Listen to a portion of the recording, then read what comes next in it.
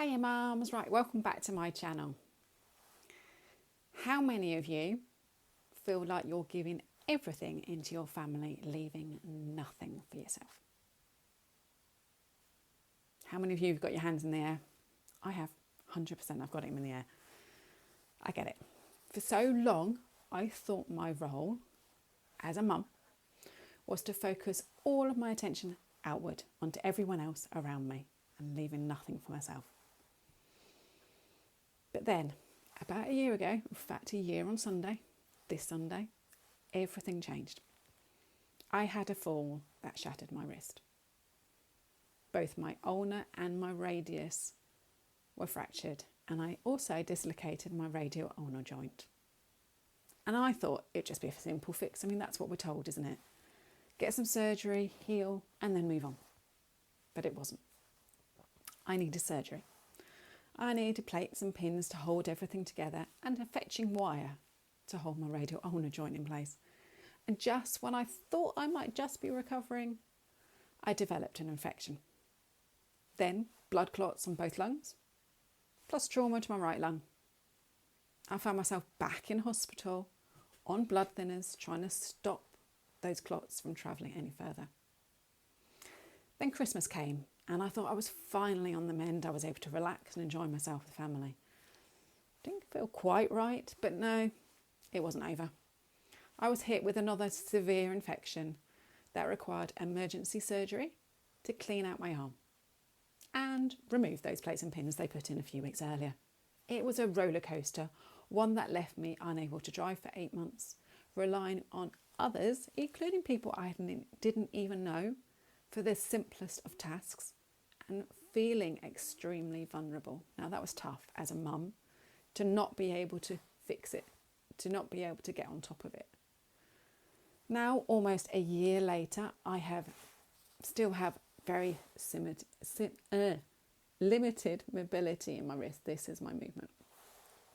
I'm now wearing 2 new splints, and I have regular check-ins every week to manage the damage caused by the infections and the trauma and the surgery.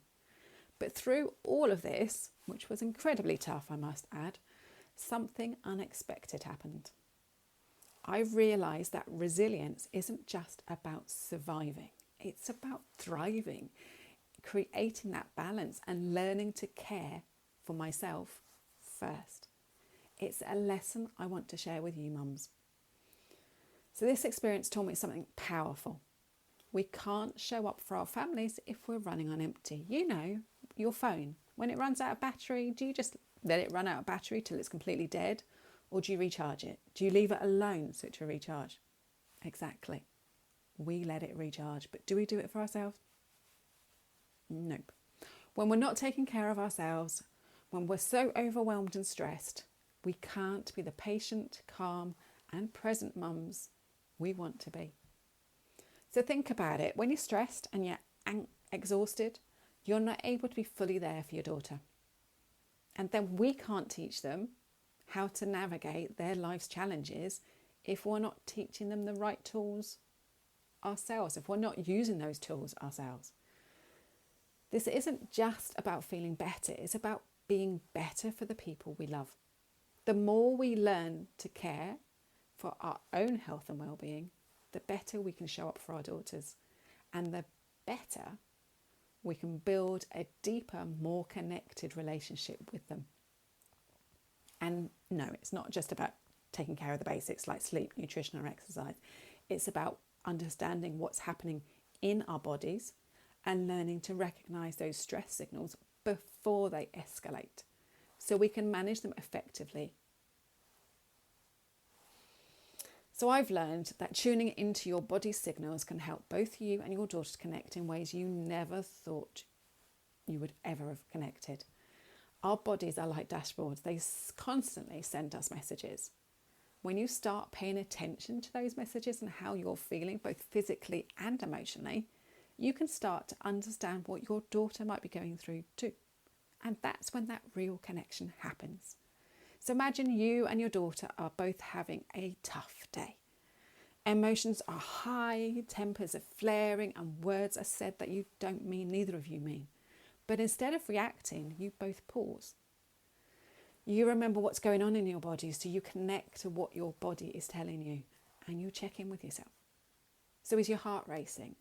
Are your muscles tight? Are you feeling sick? Are you feeling hot? These are your body's stress responses. And once you recognize it, you can use tools like deep breathing to bring yourself back into a calmer state. And when you model this to your daughter, you're teaching her valuable skills that she can use when she feels overwhelmed too. So rather than get lost in that frustration, you both pause, reset and reconnect.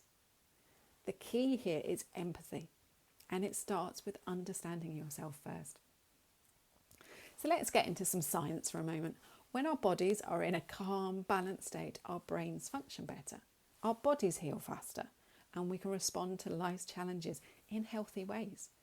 But when we're stressed, the body goes into that fight or flight mode, releasing those hormones that make us more reactive and less able to think carefully. So it's not just us as adults, our daughters experience this too. In fact, it's worse because their prefrontal cortex isn't online, they don't have the benefit of logic, and of course, as I just said, their brains are still developing.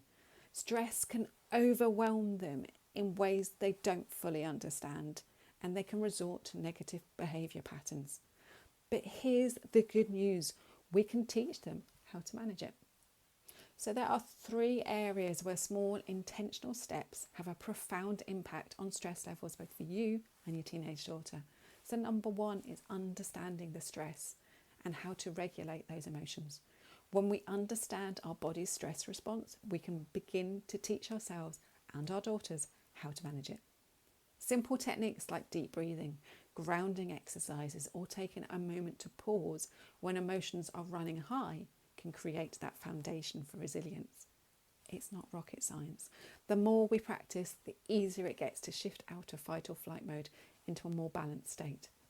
Number 2, nutrition and sleep. We all know how sleep and nutrition impacts our moods and energy. When we don't get enough rest or we don't eat properly, stress builds up faster.